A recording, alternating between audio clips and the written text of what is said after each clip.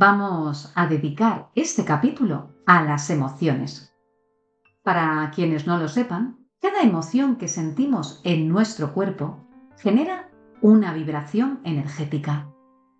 Así lo explica el doctor David R. Hawkins en su libro de Jarir. Pero antes de hablar de teoría, que es también necesario, vamos a dejar que las emociones se expresen por sí mismas a través de un relato que los oyentes podrán encontrar en Internet y que se atribuye a menudo al escritor uruguayo Mario Benedetti. La historia dice así. Cuentan que una vez se reunieron en un lugar de la tierra todos los sentimientos y cualidades de los hombres. Cuando el aburrimiento había bostezado por tercera vez, la locura, como siempre tan loca, les propuso: ¿Vamos a jugar al escondite? La intriga levantó la ceja intrigada y la curiosidad, sin poder contenerse, preguntó: ¿Escondite? ¿Y cómo es eso? Es un juego, explicó la locura, en que yo me tapo la cara y comienzo a contar desde 1 hasta 1.000.000, mientras ustedes se esconden, y cuando yo haya terminado de contar, el primero de ustedes que encuentre ocupará mi lugar para continuar el juego. El entusiasmo bailó secundado por la euforia.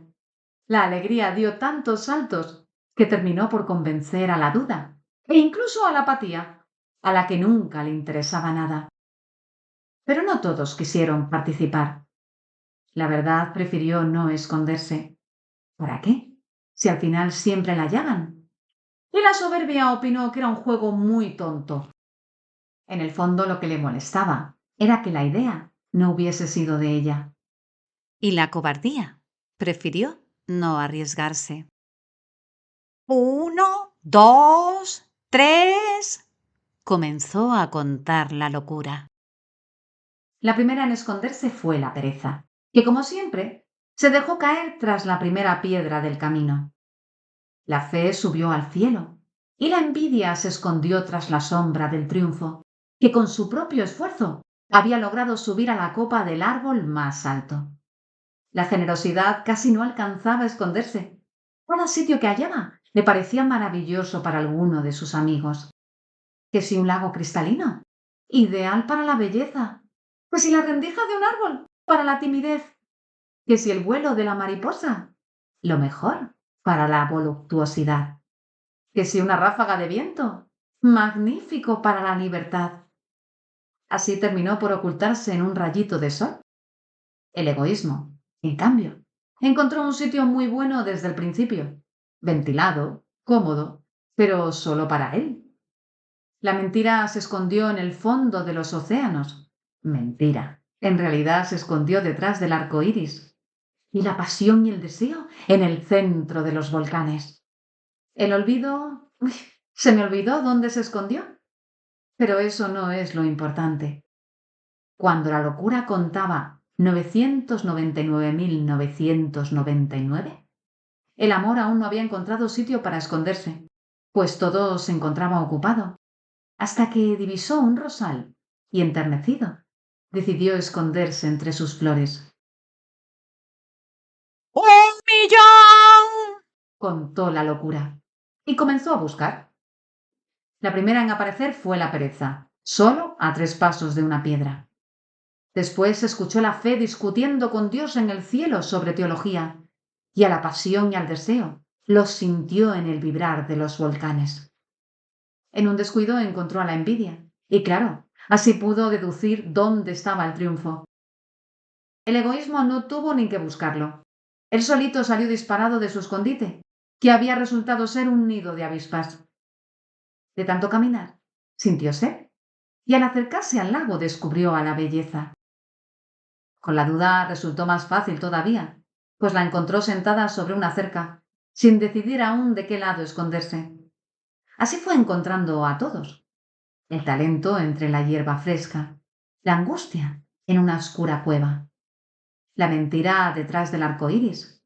Mentira, si ella estaba en el fondo del océano. Y hasta el olvido.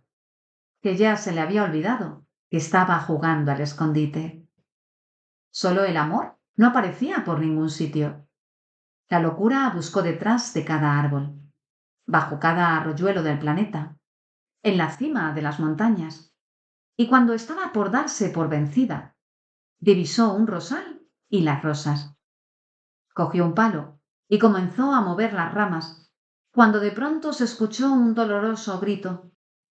Las espinas habían herido en los ojos al amor.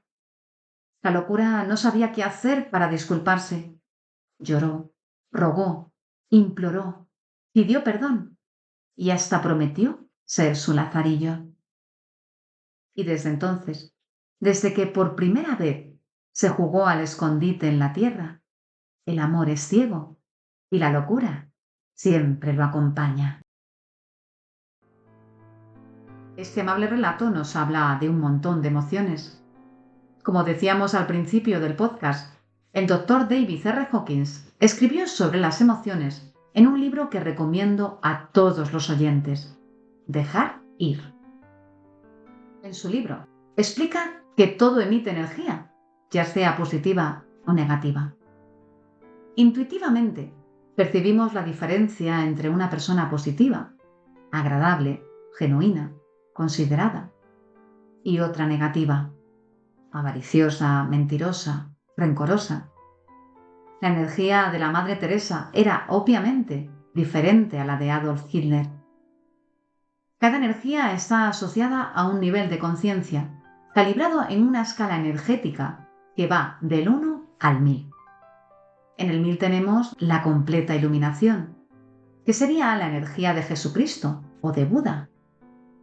El nivel del coraje, en el 200, es el punto que marca el cambio de la energía negativa a la positiva. Es la energía de la integridad, de la veracidad, del empoderamiento y de la capacidad de hacer frente a las cosas. Por debajo de ese nivel, las emociones son destructivas. Es el caso de la vergüenza, la culpa, la apatía, el miedo, la ira o el orgullo. Por encima del nivel del coraje estarían la voluntad, la aceptación, la razón, el amor, la alegría, la paz. Si estamos por encima del nivel del coraje, la gente nos busca porque les damos energía y tenemos buena voluntad hacia las personas que nos rodean. Por debajo del nivel de coraje, las personas nos evitan porque les robamos la energía y queremos usarlas para nuestras propias necesidades materiales o emocionales. Sin embargo, no se trata de reprimir esas emociones.